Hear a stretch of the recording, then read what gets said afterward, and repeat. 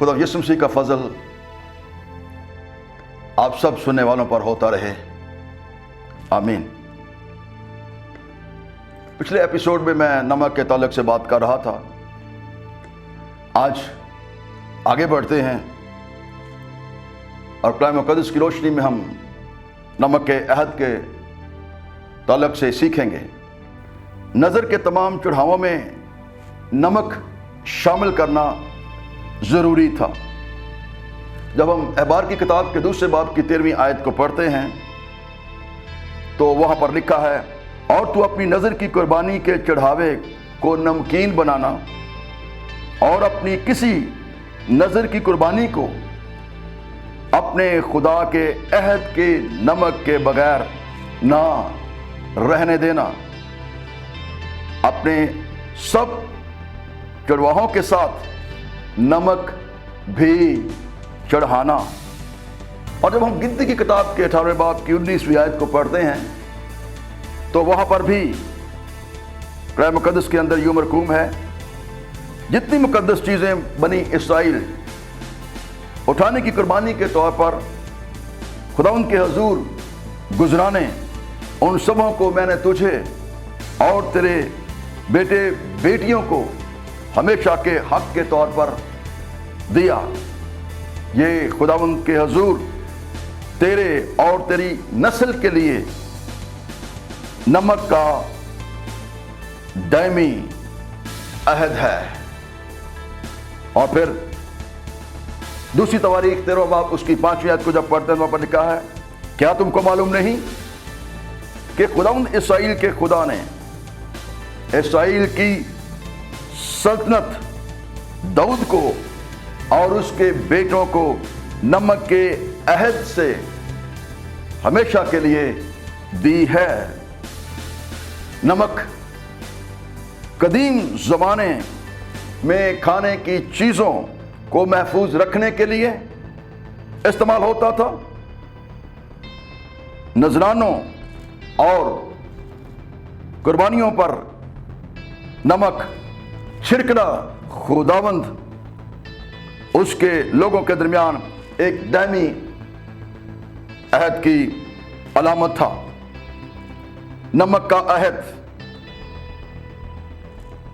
जैसे बयान किया गया कि नमक का अहद चीज़ों को महफूज और बरकरार रखने के अमल को ज़ाहिर करता है। इस बात की तरफ इशारा करता है कि ये अहद दायमी और ला तब्दील है।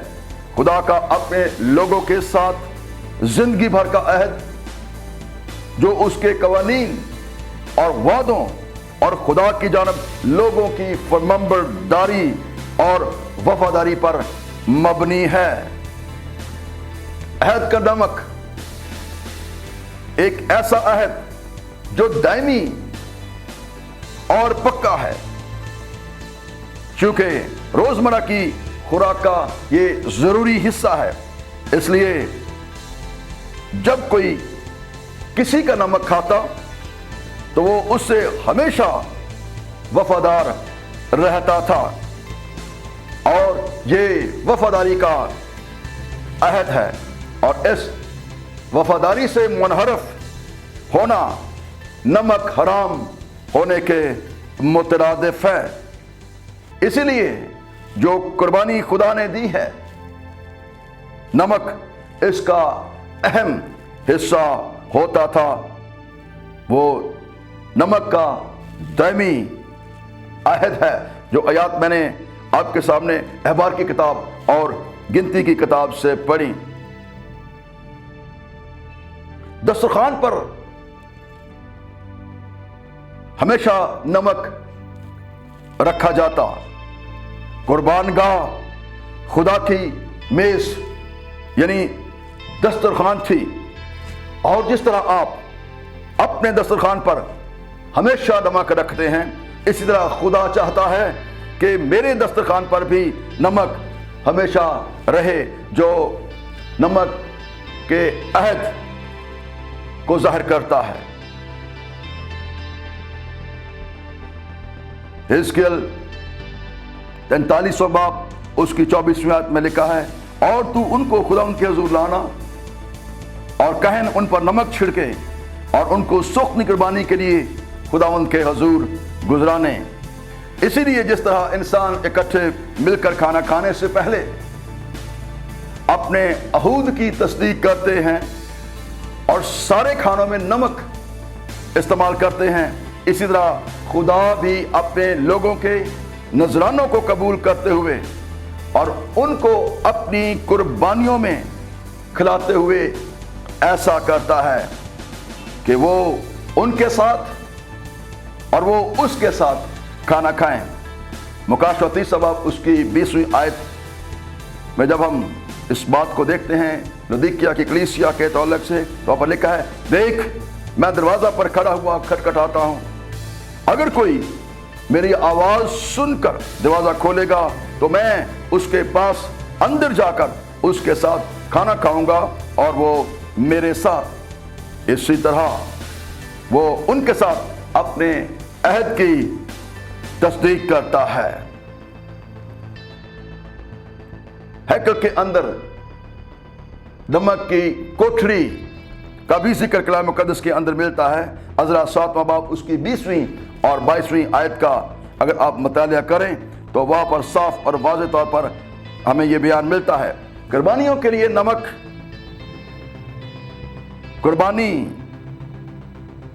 یا نذرانہ چڑھانے والے نہیں لاتے تھے، بلکہ نمک اور لکڑی عوامی خزانہ سے مہیا کی جاتی تھی۔ ہیکل کے صحن میں ایک کوٹھڑی ہوتی تھی جسے نمک کی کوٹھڑی کہتے تھے اور اس میں نمک کا ذخیرہ کیا جاتا تھا۔ میرے عزیز بہن بھائیو دوستو، جب ہم خدا کے کلام کو پڑھتے ہیں، مطالعہ کرتے ہیں،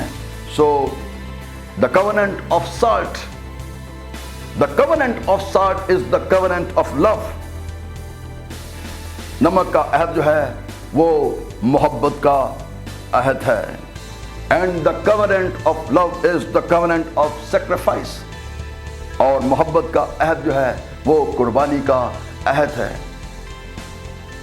God bless you۔ اگلے ایپیسوڈ کو دیکھنا نہ بھولیے، جس میں اس کو کنٹینیو کرتے ہوئے بیان کروں گا کہ آپ زمین کے نمک ہو۔ God bless you all۔